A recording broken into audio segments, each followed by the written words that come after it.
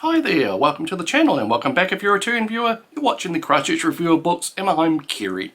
Today, just a short review of this book by Cory Doctorow, Red Team Blues.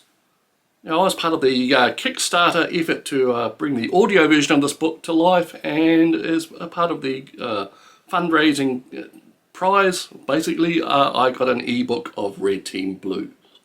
And Cory Doctorow is a well-known figure online, basically, or he's an author, and he's tries to an activist, and he works kind of polemic into most of his written stuff. Most of the stuff of his I've read is really good, kind of hard-edged, almost cyberpunk type of stuff. And he works in messages and what he's railing against currently.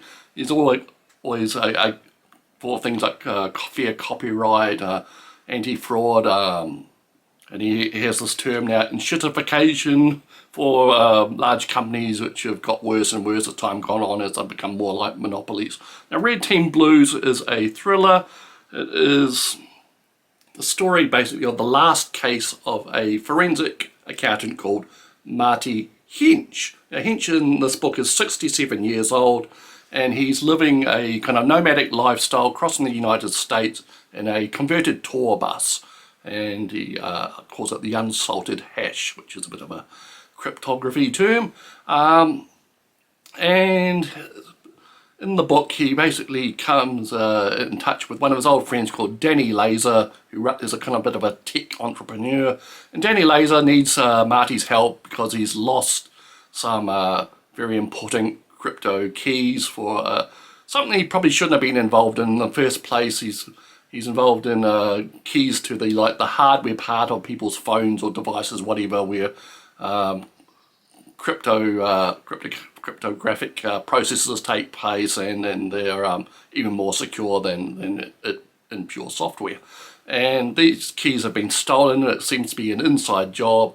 Marty hums and haws over it. He doesn't really want to get involved, but because Danny is his friend, he does, and soon he finds himself knee-deep in murders and crooked lawyers, bent politicians, bent people all over the place, and warring gangs. It seems the Armenians and the Mexican Zetas have interest in these crypto keys, and the people who stole them tried to double-cross some of these gangs, and they found themselves dead. And Marty gets involved in all of this, and in the end he has to use his skills at advanced spreadsheet use and all his contacts overseas. He's contacts with hackers in Europe and what have you. Gets a lot of information together and manages to turn things around to his own benefit.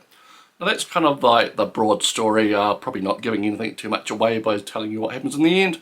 The fun of this book is the day-to-day living of Marty. He has to live in that nomadic lifestyle, find places to park his bus. He has like a Nissan Leaf car that he drives around, and as part of the story, he loses that car and he has to buy another one. And he has a lot of friends and some enemies, and it's just his day-to-day life really, as he becomes under more and more pressure because of this thing he's become involved in. And it reads really well. It's kind of that hard-edged kind of text that you get in like cyberpunk novels, kind of descriptive text, and which kind of brings the technology and the theories to life if you're interested in that type of thing, basically. On the downside, I found this book really short. It's only about 200 pages long, and it took about 70 to 80% of the book to bring all the forces and schemes and what have you to light, and things that were against Marty. And then it's all over 5 minutes later, basically, and most of the resolution takes place off screen or off stage, as in the book. You just find out this happened and that happened and that happened, and then there's a long kind of playing out as Marty adjusts to his new life. The other odd thing is that the Marty seems to be irresistible to all the women in the book. He has a friend, a economist, who he has an intense friendship with, and then he meets up with old friends, and he seems to be unable to avoid falling into bed with all these different women. It seemed a little odd and unlikely, and there's a lot of text devoted to getting him into these situations.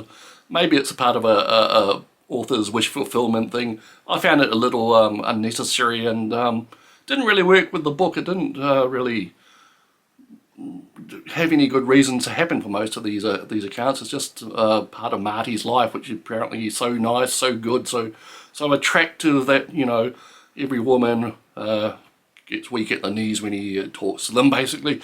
Bit odd. Anyway, an enjoyable book.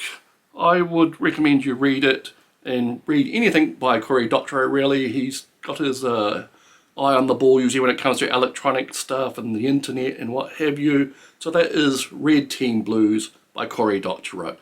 Okay, we'll see you next time. Thank you and have a good day.